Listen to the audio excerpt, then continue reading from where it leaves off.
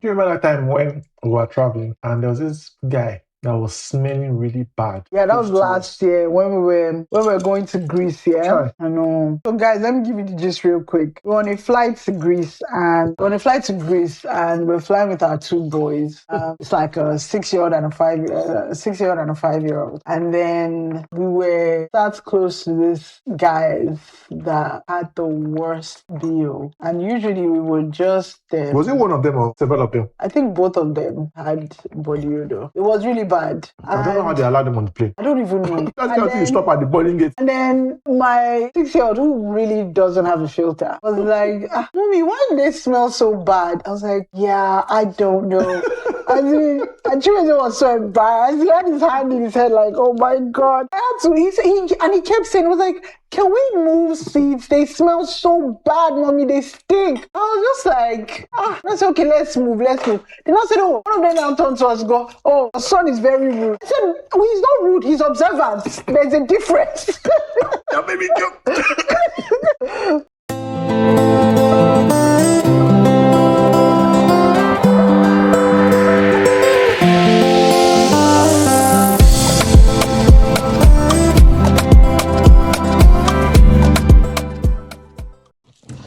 Hi everyone, welcome to another interesting episode of Brunch and Banter. We're bantering. As always, My name is Chimezie, never changes. And with me, I have my lovely wife. You're going to introduce yourself, lovely wife. Hi, Gbeme in the building, head chef, of Brunch and Banter, with my co-chef, of course. He doesn't let me rest. He tells me I don't give him props. So guys, let me give him props for the little he does in making the food. I'll take it. Welcome, guys. It's two of us flying today. Why did we decide to shoot today? You guys might not know.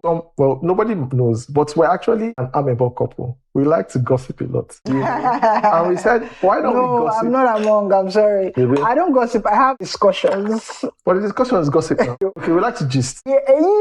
Gist. Yeah, gossiping is bad. Gist and gossip, what's the difference? Gist is constructive, Gossip is destructive. So okay, I'll take it. Exactly. I'll take that correction. We like to gist. There you go. And so we said, why don't we gist for the people on camera? So it's going to be interesting. It's going to be funny. It's going to be relatable. And we have, as usual, a nice spread for you to feast on. So what are we having for Sunday lunch? Guys, we don't, because we're both really busy with work and family, like Monday to Saturday, we don't actually ever sit down together to have a meal, which is why we love these our Sunday spreads and whatnot, because it's the only time we ever sit to have a meal and really just connect as a family. We do it with our kids as well, even though we don't bring them on camera. But yeah, we have breakfast together, lunch together. Well, we do have Fridays. And we do movie nights. So yeah, that's true. And movie night doesn't happen without movie night snacks. So there's always, like, if you're not deliberate about finding this time to just sit down and connect, sometimes you just see that even though you're in the same house, 2 weeks has passed and you're not really spent time. You haven't really had a conversation, like really talked, Outside the business as usual. Yeah, business as usual. Exactly. How did they in school? Exactly. Yeah, absolutely. So we are very, very deliberate about carving out time because, man, guys, life be life, as I always say. You like that phrase? Yeah, because life be life. It's not easy. It be life. Life be life. What do we have? Here we kept the spread really simple. We have just white rice with eforiro. If you're not Nigerian, I don't know what eforiro is. I can't help you. It's like vegetable soup. Like a spinach.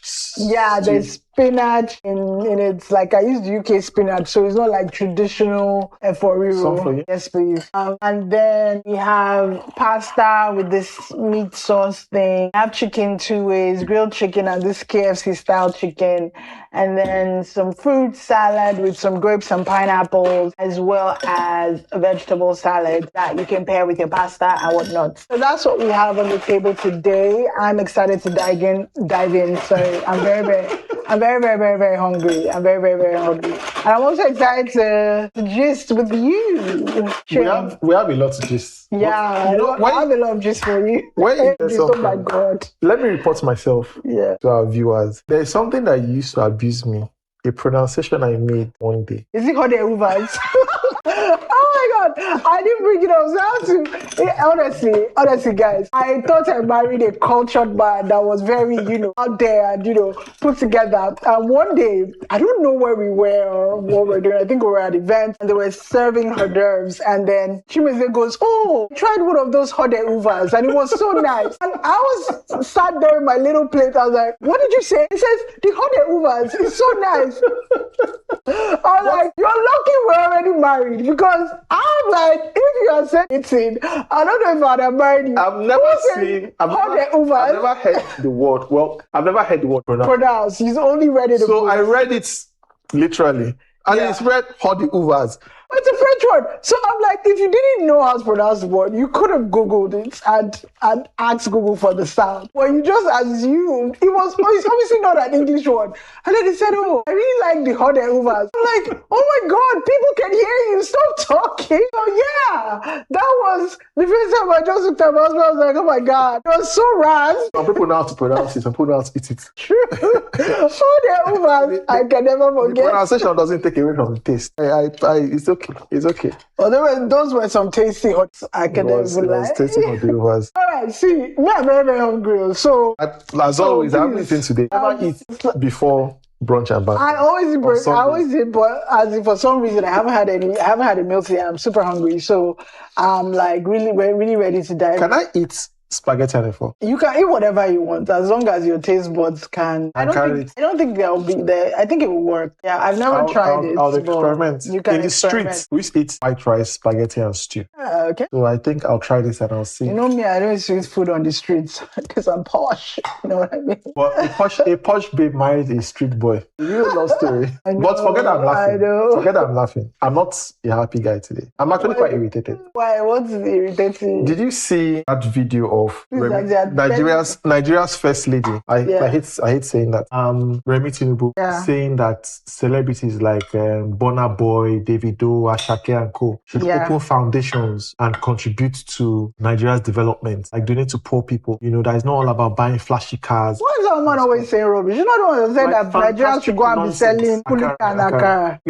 Like she should send her children to sell kulikuli and akara. What has her husband? Which foundation has her husband opened first of all? No, his husband's responsibility is not to open foundation. He's the occupant. Like, what has he done for the economy? That's my problem, and I think that's what a lot of people have missed. Is the fact that she's admitting that her husband is a failure. Because if you're admonishing celebrities who owe the Nigerian people nothing. Absolutely These guys have been grinding at their craft. These guys have gone through significant, I guess it varies to different degrees. They've gone through significant suffering to get to where they are today. It's an exchange of value. They produce music, good music. The Nigerian listeners, you pay for it by buying CDs, going for their concerts, streaming and co. They don't owe Nigerians anything. So you asking them, almost instructing them in that arrogant way that she normally does, not to spend their money how they deem fit, but to now give back to Nigerians. When I saw the video, I think she said something like, why are they using money for Rolls Royce and Maybachs or something? Yeah. Does it make any sense? It's a clear admission that she's made that her husband has failed. Because if her husband was working and things were good, there won't be any need for foundations. Which country grows on, foundations? Yeah. So does that mean that, it's just confused on multiple levels. Okay. We stream 50 Cent's music. We stream Tupac's music. Should I wake Tupac from the grave and say, Tupac, come and establish foundation? So every musician that is streaming Nigeria should establish a foundation. Like, I don't even think there's any country in the world that is waiting for celebrities to come and so irritating. Develop the economy it's so irritating. Like, first of all, I know that we don't really talk politics, but I mean, some things have to be said. The office that she's occupying is illegal. Under the Nigerian Constitution, there's no office of the First Lady. No, there's none, yeah. But this woman has a Twitter handle. She has a budgetary line in budget. So Nigerians go to work. They spend hours in traffic. Which the First Lady doesn't have that. No, there's no office of the First Lady. Is that typical in the Constitution, yeah, but so other countries, the First Lady has a budget. Well, I don't know. It is possible that the office of the First Lady is actually written in their constitution. So that's fine. But in Nigeria, it's not. So this woman has an office that is not defined by constitution. She gets budgetary allocation, billions of naira. This woman is riding in 40-car convoys, most of them bulletproofed, with dozens, if not hundreds of policemen and soldiers guarding her. The other day, she gave out what's the name, luxury cars to APC women coordinators around the country. I think 36 of them, if not more, and this ran into billions of naira. Where did that money come from? But she's now telling celebrities. Sorry, baby, I know this is very important to you, but God, this food is so good. I'm not saying that because I'm ranting and you are. Oh. I'm so hungry and I was just like, oh my God. Is this women supporting women? I'm not even trying to be, I'm not even trying, but I just had to say that, oh my God. I've been waiting to eat all day. Okay, sorry. But it's just offensive, and this is not. It is offensive. This is also really tone deaf. Like she's not reading the room. So if it was the first time that she made such a stupid statement, you say, okay, first time, okay, maybe she made a mistake. But this is the long line of stupid saying talk. I also know that she has no regard for the Nigerian people or fear, because she's like, I can come out here and say anything I want, and these people can get upset, but at the end of the day, nothing is going to happen. Nothing is going to happen, and that's the unfortunate story of Nigeria. Nothing will happen, Nothing. I don't know if you remember this, but there's a time that she was clearly bigoted towards Igbos in Lagos. It was one election, and she said, you Omo, which is derogatory in itself. Say you Omo Igbo, that we don't trust you. We don't trust you. That we're going to send people back to Onitsha or the East, something like that. She said it, and it was captured on TV. She was speaking to some, I think it was a man, and she was essentially saying that Igbo people don't vote the way they want them to vote, and so because of that, they're going to chase them from Lagos. Like she said that, and nothing came out of it. This is someone that claims to be a pastor in Redeemed. Let's not get started on Redeemed because that's a different story. But it's usually the pastor people that are so badly behaved. I'm not even gonna lie. It was so offensive. Yeah. Why demanding? And this is not a jocular request. Like she was joking and she said, "Okay, my children, people should come and support. People should do more in Nigeria now." This is almost like an order, like the way she typically does. Very arrogant. Request or order is just not something that should be said. It's just not. We've had Davido and Burna Boy don't owe Nigeria anything. I'm sorry. They don't. And the problem is the silence of Nigerians. So even the people that she was calling out, they won't say anything because of the way Nigeria has been captured. Because if they say anything now, something can happen to them. I feel like someone like Burna Boy will come out and talk because he tends to be very vocal. Well, let's see. I'll bet you £10 that he doesn't say anything. But it's really offensive. I saw that thing and I've just been irritating. It has been scratching me since. No, it's really, really irritating. It doesn't make any sense. I have to agree with you. It's madness, and it just shows the overall chaos that the country is in as a whole. Boy, hey, what are you gonna do, right? I mean, I know what I'm going to do. You know what I'm going to do. I have a preferred candidate, and I'm not ashamed to say it. It's Peter Obi. So whatever I can do from here, donate to his campaign, sensitize people. I'll do what I can to get people to vote for him because that's really the only way. We cannot bank on a revolution. I mean, that's treasonable. So let's not even go. The only way to remove this guy from office is to vote. And I hope that there's no apathy in next year's elections and people defend their votes. I think a lot of people are fed up and they will. I think the majority are fed up. And they would get up and vote. Yeah, they'll get up and vote, but vote for who? Did you see a video of, I think it was Ekiti State election, and one idiot, one female, was proudly flaunting the fact that she collected, was it 5,000 or 15,000 naira from a political party to vote for them? That 15,000 naira will barely last her for that week. And then it's another 4 years of suffering, of pillaging. That's why I don't feel like democracy is the right form of government for Nigeria.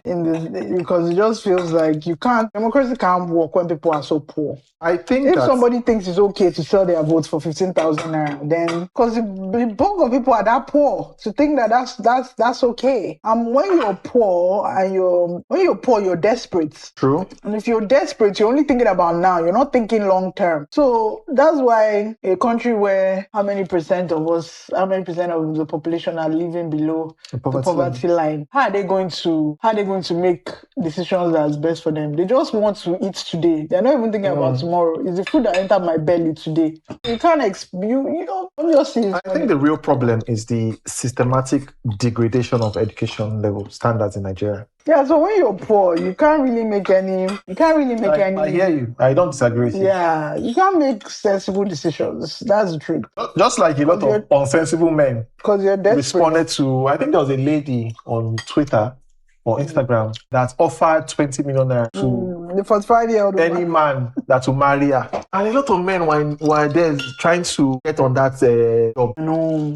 Like, is it poverty or I don't get it. Well, if she was a beautiful woman, and maybe she was beautiful. I don't see a picture. Do you see a picture? I don't know what she looks like. Maybe she was, I don't know, maybe she was beautiful. Or maybe she's also, she must be accomplished for her to be offering 20 million. The 20 million? And maybe as a guy, you're like, what am I doing to my life? You know, I don't have 20 million. I can't get a beautiful woman like this, even if I tried. So why not put my hand up and marry this woman? Like, how bad can she be? Yeah, right. Excellent. I know. Thank you so much. I'm not judging the men who want to marry the woman and take the money. I will judge them if they married her and then became like shitty husbands. But if you marry her, you know. I agree with you. And I'll tell you why. Okay. The foundation of the union is wrong already. Because she bought the husband. She bought the husband. So in her mind, in the man's mind, this is a transactional marriage. Even if the man... But there'll be terms and conditions. I don't know what the details of the story... Even if the man eventually falls in love with her, there will still be some doubt in the back of her mind about the man's genuineness of his feelings for her. No, I think she needs to be mature in going into the relationship to understand that she's bought herself a husband, right? Mm-hmm. And I don't know what the terms and conditions of the union would be, but I think she'll be smart enough to put certain terms and conditions in place, which is you can't act the fool just because it's a transaction. So if you're married to me, you're married to me. So we're in an actual marriage. You're not allowed to go around sleeping with other women. You're not allowed to do this or do that. So if that's the case and they are playing house, right, maybe it could work out. I just feel like if she's tried, she's 45. If she really wants to be married, she's tried everything. She hasn't found a husband. And she's like, oh, let me use my money to buy a husband. It's just like when a man wants to marry a woman in Nigeria. Don't they like spend a lot of money to buy? Did you buy like alligator and yam and things when you wanted to marry to give my family? No. I don't even think I don't agree with that culture. Like you should be giving people things to marry somebody. But it's our culture. The man always brings like dowry and stuff. So this time that's very different from what you are saying. Why is it different? Because there was a proposal you accepted. Yes. We now went to your family and fulfilled cultural obligation. Yes. This woman is saying, you are my husband. Yes, she is. Very different. I hear you. It is different. You're right. However, I'm just like, she wants to marry. She has not found a husband. She has money. Yeah, with this money, I can buy a trip to Paris. I can travel all over the world. Let me quickly use the money to buy myself a husband. Men do it all the time. Men buy themselves wives all the time. They buy like trophy wives. They spend money on women. There are many women that marry purely for money. So if a man decides, I'm going to marry you for your money, you're paying me. There are women that all they do is they meet a rich guy. Guy ain't got no game. He's not even handsome. They don't even like him, but they are there for the money. And the guy also knows that this babe is here for the money. In those cases, the man doesn't say, marry men, I'll give X amount. He does. He doesn't say it like they say. It's implied. Understanding. No. Exactly. Understand that, okay, it's implied. You chop money. It's implied. The man But this one is that she has put the money up front. Yes. I don't know whether the 20 million is over the lifetime of the marriage. Or up to 20 million naira. Is a bulk payment. How can it be lifetime? I don't know what to tell you. 20 million naira is up front. If I'm a man, I cannot collect it over. Or you must give me that money up front. Wait to see angle. You know that in a marriage, when you marry, both parties are supposed to contribute to the right of the house.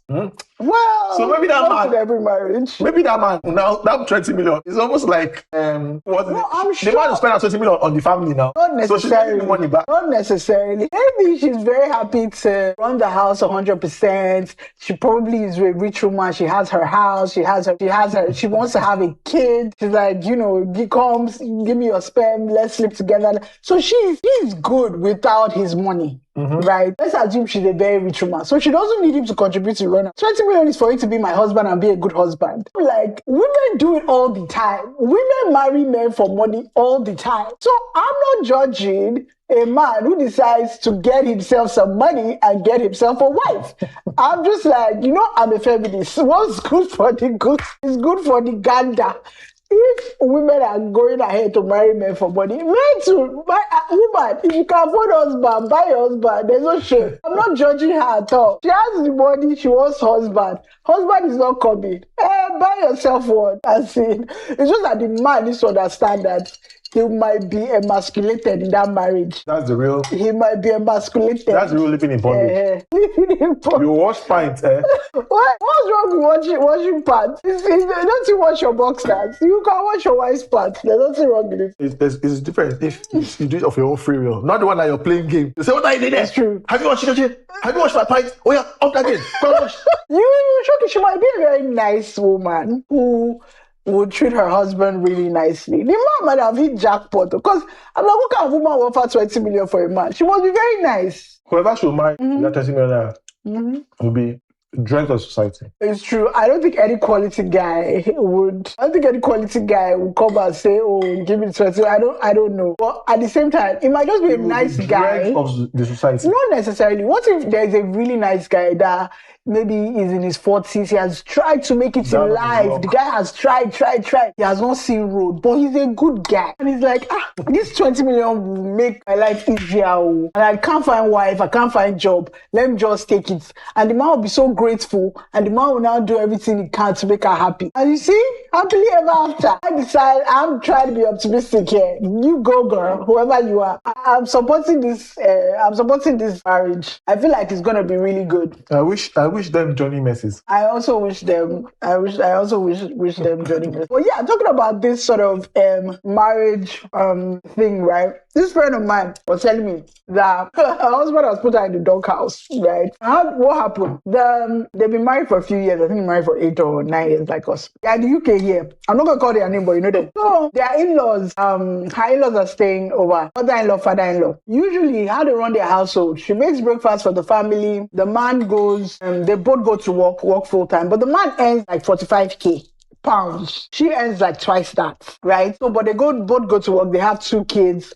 They both go to work. After she makes breakfast, everybody goes to work. Then the guy gets back before her, gets the kids settled, then makes dinner. She comes back from work. They all have dinner as a family. So she gets back from work one day. But no, let me give quick context. The guy's background, traditional family, man, provider, woman, mother was a stay-at-home wife her entire marriage. The girl didn't have that type of background. Her own parents, were like, it was this type of man works, woman works, equal, whatever. So she gets back from work one day, goes upstairs, comes back downstairs. There's no food. The man is sat there with the mother watching TV, and she's like, okay, where is the dinner now? The man doesn't say anything. The mother goes, yes, my son shouldn't be cooking dinner in this house. You should be the one cooking dinner. I don't know why. I don't know what kind of woman you are. You're coming back at this time from work. Who is going to feed your husband and your children? So she goes, okay, you guys are trying to test me. So she orders food from Uber Eats for her and her kids, and they are sat eating the food. She know that for the man and his parents. So the man and the mom come and confront her. She sat eating with her kids and goes, so you ordered food, you did order for us, you also didn't cook. Like, what kind of thing is this? She now said, please, I'm begging you, respect yourself because you're trying to provoke me and I don't want your wahala. Then the mother goes, what do you mean? You're not a respectable wife. This is not how you should behave. Like in this UK, Then the man was like, you don't respect my background. Listen to what my mother is saying. We have to be traditional. You have to respect traditional background. A woman's place is with her family. She now said, in front of the parents, the man's parents and the children, she now said, oh, you are too broke for these demands that you're making. With your £45,000 salary, you cannot be wanting a wife that stays at home. Don't even try it. Like, get yourself before you wreck yourself. Try. So the man didn't say anything, walked away, and it's been a few weeks now. The parents have left, but the marriage is now tense. So they are barely speaking because the man was like, he'll never forgive her for what she said. Is she the asshole? You're thinking too long now. I would say that they're both assholes. Okay, how? Expand. The man should have protected his wife and not allowed his mother be confrontational and not allow the presence of his family change the dynamics of the home. Because the man used to cook and stuff. Yeah. But when the parents maybe the mother has put something here or the father has put something here, he now just changed the dynamic of the home and now allowed his mother to influence the good thing that they had going on. Yeah. I feel like the woman was asshole for saying that in front of their children. If it was in front of the parents, that's okay. But the children have heard that thing and seen the mother disrespect the father. And I don't know what it would do to them, but it will do something to them. Yeah. So I think in that case... But the father was also disrespecting the mother in the presence of the children when he accosted her with his mother. Yes. Yes. So he started it now. She only finished it. Yes. I'm conflicted, but I think that hearing the story, can you tell me who this boy? Yeah, this story. I think both of them are assholes. The man allows himself to be influenced negatively. The woman could have been a bit more conscious of the environment, of her surroundings when she was responding to him. So, in my judgment, I don't have a gavel that I'm back. They are both assholes. Okay, fair. I think the man is a bigger asshole, though. Like, so you agree that both of them are assholes? I think it was a shitty thing for her to respond that way, but he provoked her. So if I were to, I will be quicker to forgive her sins than his. Because I feel like he was a bigger asshole. My thing is, if your parents are coming and you know how your parents are, right? And your parents are going to change the dynamic, you could have had the conversation with your wife, actually, to say, see, you know how my parents are. For peace to reign, can we realign how we work? Just for the 2 weeks that they are here. We'll make it up to you by doing this, but I just don't want the drama. And I'm sure she would have been like, cool, let's figure it out. Or maybe for the 2 weeks. We Nigerians, we always have food in the freezer. You have food in the freezer? I don't know. Whether they had food, maybe it was frozen, whether I did not have food, I don't care. But my point is, the man did not cook the food. He didn't want the food. Maybe there was stew, he didn't boil rice. I don't know. But my thing is, at the end of the day, the man was the one who triggered her. I'm like, you can't offend me and then be angry at my reaction to your offense of me. I'm sorry. Don't do that. Yeah, my own problem is the fact that the children were there. If the children were not there when she was responding, then of course I would not even blame her. Yeah, but the children were there when the man came. The man could have also waited. Yes, the man is an asshole. Until the children I'm not absolving the man. The man is a bigger asshole. I think that the children aside, right? You also has a point. You can't, as a man, expect your wife to serve you just because you're a man. Like, what are you doing with your life? Really, it's true. You can't just say, oh, you're supposed to be at my beck and call just because you're my wife. Meanwhile, you have not said, okay, just be my wife. I don't believe any woman should be financially dependent on a man. I don't think it makes sense. Don't be financially, but no matter how rich the man is, don't be financially dependent. I know why you're saying this. Why am I saying this? I know why you're saying this. No, but why? Because you know personal stories of people who made that mistake. Yeah, like, I don't think you'll be dependent on, no matter how the love is shocking you, don't be financially dependent on any man. That's my view. And then, as a man, if you're not even ready to financially liberate your wife, you can't ask her to be a housewife and serve you and your kids 100% of the time. It doesn't work that way. That's not life. That's not real life. It's fantasy. I should ping you into one of these rooms that I listen to on Clubhouse so you can hear the stupid things that people say. Like what? Just arguments about, patriarchy, feminism. There are rooms with different topics and these things, but some of the arguments I hear on that platform are just really ridiculous. You're some That most times giving me. Give us some of the ridiculous arguments you hear now. I don't even know, Seth. I have to think about it. Well, I'll compile. Maybe one of these days, because there are a few Clubhouse guys that in some of the rooms I frequent that are in the UK, and I've invited them to the podcast, so maybe they can. No, nobody should come here and talk rubbish. No, they're not. I didn't go and invite the riffraffs. Of course, there are a lot of riffraffs on that platform. No, they're not. Yeah. They are stand-up people. Yeah, I'm not about to come and sit down with one stupid man that's going to be talking rubbish. Anybody that talk rubbish should call 111. I mean, what police number? 99. On camera. The police will carry them. You really don't know that the emergency number is 999. Right. Okay. because that's something you should know, man. We might have an emergency. So how is the pasta for real? It's different. Okay. Different good or different? Well, not in a bad way. Oh, okay. I don't believe you. I don't think you like it. I feel like you're regretting. No, not at all. You're the the first person that made me start to eat F4 and rice. Really? Because one day in Mega Chicken, you always go to Mega Chicken at the house to buy food. You said to buy rice as an F4, or was it Zemi? And I was like, what kind of combination is this? Sounds like me. So when I brought it home, I think I bought like swallow and negotiated for myself, something like that. And then you asked for the rice and F4. So I said, let me have a test. And I decided, and it was actually banging. And since then, because I thought F4 was a soup for swallow. It can be. You can also use it for swallow, but I always prefer to use it for rice. Since you opened my eyes, and if you can eat it with rice, why can't you eat it with pasta? It works. Well, if you say so, I've never had it with pasta. I just feel like it looks odd. But I'm now feeling full from the rice I just ate. Anyway, so that's it. So talk to me about what other budgets you have for me. Do you remember that time when we were traveling and there was this guy that was smelling really bad. Yeah, that was last year when we were going to Greece. Yeah, Try. I know. So guys, let me give you the gist real quick. We're on a flight to Greece, and we're flying with our two boys.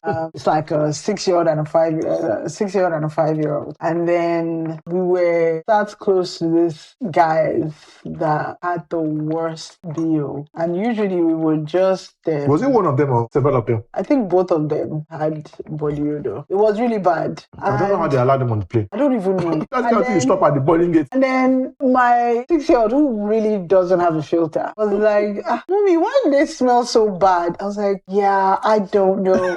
And Chiweze was so embarrassed. He had his hand in his head like, oh my God. I had to, he kept saying, it was like, can we move seats? They smell so bad, Mommy. They stink. I was just like, that's okay. Let's move. Then I said, oh, one of them now turned to us and go, oh, the son is very rude. I said, oh, he's not rude. He's observant. There's a difference. Yeah, baby, he said, no, what does it mean? What does it mean that we're smelling? I said, if it is not guilty conscience, you know that you're smelling because he did not call your name. He didn't call your name. He did not point to you. So how do you know that you're the one that he's referring to? If not for the fact that you're a stinky stinker. And then Chiweze was there. We were just so embarrassed. I was embarrassed. Chiweze embarrassing easily. Me, I don't go have shit. I'm a tongue. I was like, no, what does that mean? I was like, sorry, we have to change seats. These people smell. I'm sorry, we have to change seats. It's not gonna work. If they had just kept quiet. We now did walk of shame. For me, it was walk of shame. It was not walk of shame because I'm like, we are moving to another seat. People should continue stinking up the airplane with the people that are sitting next to you. No. Maybe they sweated on their clothes. I don't know what it was, but it was really bad. It was bad. For life. And the people, you know what? It was embarrassing as well.